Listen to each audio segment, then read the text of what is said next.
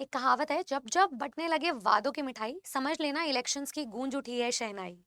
कहने का तात्पर्य यह है कि एनवीएस ने डी ट्रिपल एस बी की तरह 2024 के लिए अपना एनुअल कैलेंडर कर दिया है लॉन्च, जिससे कि सभी अभ्यर्थी सशक्त हो जाएं कि उन्हें आखिर कब तक टीचर बनने का मौका मिलेगा एंड कब तक उनकी तैयारी हो जानी चाहिए। अब फिर चाहे आप इसे इलेक्शंस की खुशकिस्मती समझ लीजिए या फिर अपनी, हमारे पास मौका है और हम उसे ग्रैब कर कर रहेंगे। हाय एवरीबॉडी, स्वागत है सभी का टीचर्स अड्डा 24/7 के ऑफिशियल यूट्यूब चैनल पे। मेरा नाम है निधि अरोरा एंड आज के इस वीडियो में हम लोग डिस्कस करेंगे कि आखिर कैसे एनवीएस के टीचर बने एंड साथ में इस एग्जाम के लिए क्या क्या जरूरी बातें हैं जो हमें ध्यान में रखनी है, including all its knicks and knacks. तो वीडियो को अंत तक जरूर सुनिएगा। सबसे पहले तो मैं आपको बता देती हूँ, नवोदय विद्यालय समिति एक सेंट्रल लेवल के स्कूल्स की ऑर्गेनाइजेशन है, चेन है, जो कि फुली रेजिडेंशियल स्कूल्स प्रोवाइड करती है सभी टीचर्स को, अब एंड सभी स्टूडेंट्स को भी। अब ये जो वैकेंसी है सिर्फ और सिर्फ टीजीटी एंड पीजीटी पोस्ट पर निकलती है, इसमें पीआरटी लेवल की वैकेंसीज नहीं होती है। तो साथ में आपको ये भी पता चलेगा कि एक एक्स्ट्रॉर्डिनरी मतलब एनवायरमेंट एक्सपोजर के साथ साथ एक अच्छे से टीए डीए पर्क्स इंसेंटिव के साथ साथ स्टूडेंट को, टीचर्स को रेजिडेंशियल स्कूल्स भी मिलते हैं एंड साथ में ये भी अश्योरेंस मिलती है कि उन्हें एचआरए हाउस रेंट अलाउंस भी मिले। तो यही सारी बातें एनवीएस को बनाती है सबसे exclusive and worth trying, worth taking up the job. ठीक है, चलिए स्टार्ट करते हैं अब इसके बारे में। इस एग्जाम के लिए एलिजिबिलिटी क्राइटेरिया को समझ लीजिए। जो भी स्टूडेंट टीजीटी के लिए अपियर होंगे उनके पास ग्रेजुएट डिग्री हो, सीटेड पेपर टू पास हो एंड बीएड डिग्री हो। जो भी स्टूडेंट हाउएवर पीजीटी पोस्ट के लिए अपियर होंगे उनके पास मास्टर्स डिग्री हो एंड साथ में बीएड कंपलसरी हो। अब बात करते हैं एज लिमिट की। इस एग्जाम के लिए टीजीटी लेवल पर स्टूडेंट 35 साल तक अपियर हो सकते हैं एंड साथ में पीजीटी पोस्ट के लिए 40 साल तक। हैविंग सेड दैट कुछ रिलैक्सेशंस मिलती है, जैसे कि ओबीसी कैटेगरी को 3 साल का रिलैक्सेशन मिलता है, एससी एसटी को 5 साल का, विमेन कैंडिडेट्स कोई भी कैटेगरी को 10 साल का मिलता है, पीडब्ल्यूडी कैटेगरी को 15 साल का रिलैक्सेशन मिलता है, एटसेट्रा। अब इस एग्जाम पैटर्न के लिए क्या क्या चीजों को ध्यान रखना पड़ेगा। 3 घंटे का एग्जाम होगा, 150 मार्क्स का पेपर इन टोटल है, पर इसमें कैच है, हर सही जवाब देने पर आपको +1 मार्किंग मिलेगा, साथ में नेगेटिव मार्किंग भी है 0.25 की। अब कैच ये है कि आपकी जो मेरिट निकलेगी वो 150 में से नहीं निकलेगी। आपकी जो मेरिट है वो टीजीटी में निकलेगी 120 मार्क्स में से एंड पीजीटी में निकलेगी 130 मार्क्स में से।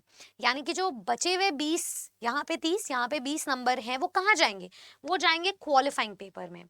तो आपकी 40% क्वालिफाइंग आखिर है क्या, इसको थोड़ा सा डिटेल में समझते हैं।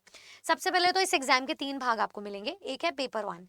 पेपर 1 में वही 4 सब्जेक्ट्स जो मेजरली प्रोमिनेंटली हर टीजीटी पीजीटी एग्जाम्स में आते हैं, इनका कॉम्बिनेशन। जेनेरिक एप्टीट्यूड को चेक करना है, उस एप्टीट्यूड में आ जाता है आपका जीके 10 नंबर का, रीजनिंग 10 नंबर का टीजीटी में, 20 नंबर का पीजीटी में।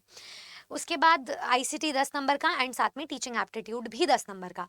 नेक्स्ट बात करते हैं paper 2 is all about your subject concern. 80 number का आपका खुद का सब्जेक्ट पूछा जाएगा, टीजीटी पे ग्रेजुएशन लेवल तक एंड पीजीटी में पोस्ट ग्रेजुएशन लेवल तक। अब बात करते हैं तीसरा, क्वालिफाइंग। आखिर ये क्वालिफाइंग है क्या? इसमें 3 लैंग्वेजेस हैं। डी ट्रिपल एस बी जैसे एग्जाम्स में इंग्लिश और हिंदी कंपलसरी होता है, यहाँ पे फाइनल मेरिट में इसके मार्क्स नहीं जोड़ेंगे, ये लेकिन कंपलसरी है, क्वालिफाइंग है। अब मान लो अगर आपके अपने सब्जेक्ट कंसर्न में 79 मार्क्स आ गए 80 में और यहाँ पर अगर आप पास नहीं कर पाए, तो ये पेपर के चेक होने का कोई मतलब नहीं है, आप फाइनल मेरिट लिस्ट से ऑलरेडी बाहर हो चुके हो। तो क्वालिफाई करना कैसे है? 10 नंबर की इंग्लिश है, 10 नंबर की हिंदी है एंड रीजनल लैंग्वेज सिर्फ टीजीटी एस्पिरेंट्स के लिए है 10 नंबर का। इसका मतलब ये कि आपको 10 में से 4 मार्क्स लेकर आने हैं in order to be able to qualify this exam. अलग अलग सब में 4 नंबर लेकर आने हैं, यानी कि 40% ऑफ द टोटल। तो हिंदी में 10 में से 4 मार्क्स लेकर आने हैं, रीजनल में टीजीटी लेवल पर 10 में से 4 नंबर अलग से आपको लेकर आने होंगे, यानी कि 30 में से आपको टोटल टीजीटी लेवल पर 12 एंड 20 में से टोटल पीजीटी लेवल पर 8 मार्क्स आपको लेकर आने हैं। Only then will you be able to appear, only then will you be considered for your merit list, तभी आप शॉर्ट लिस्ट होगे, अदरवाइज नहीं होगे।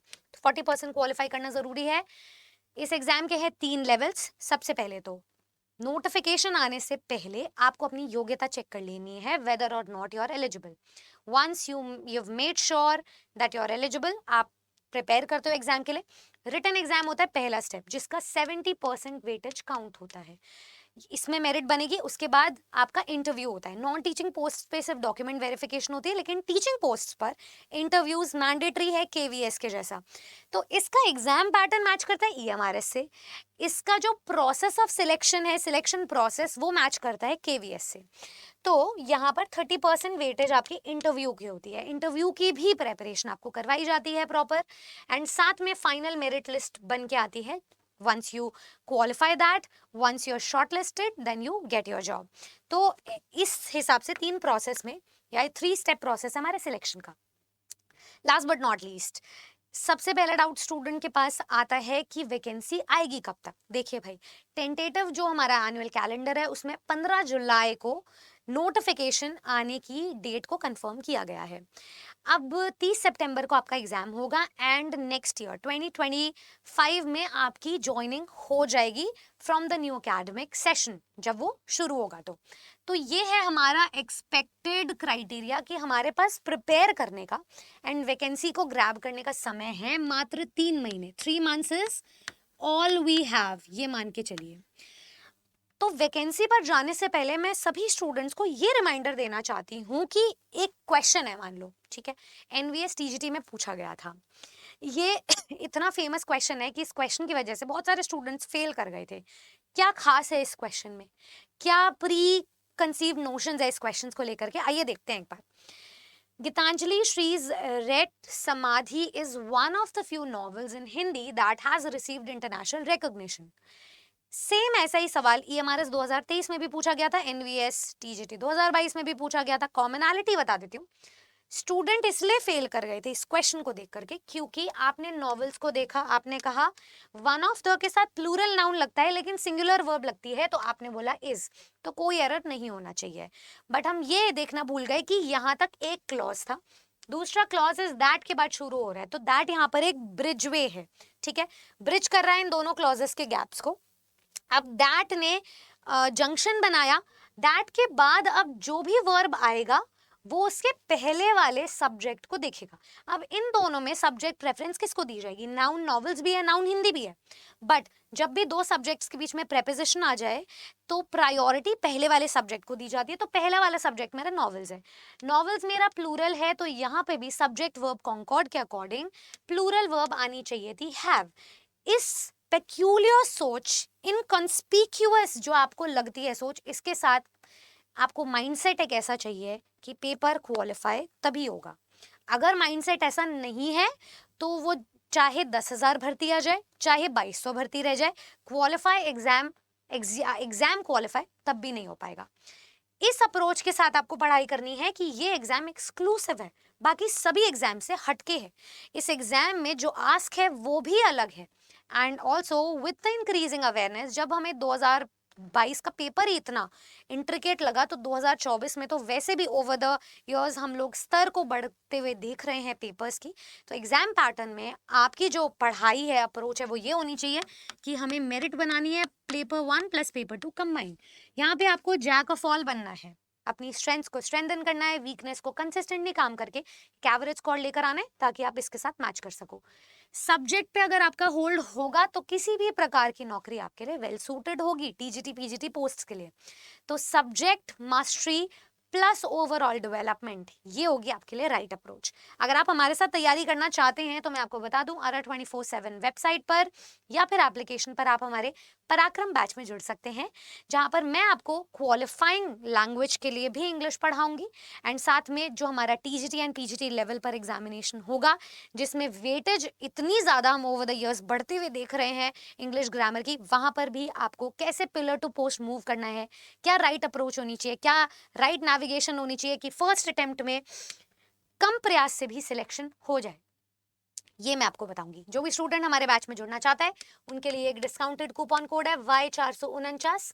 एनरोल करने के लिए आप इस बैच में ये कूपन कोड लगा सकते हैं, and I will see you in my batch starting from the 10th of June। All the best. अगर ये वीडियो पसंद आए तो शेयर करना, सब्सक्राइब करना, and let me know should you have any other queries. Good luck.